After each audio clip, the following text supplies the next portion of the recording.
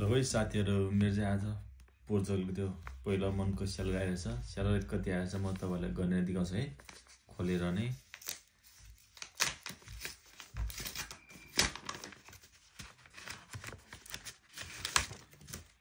सबै 20 को रहेछ कति रहेछ म हेर्छु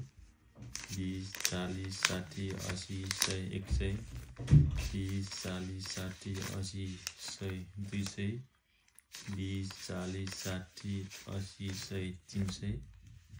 20 40 60 80 100 400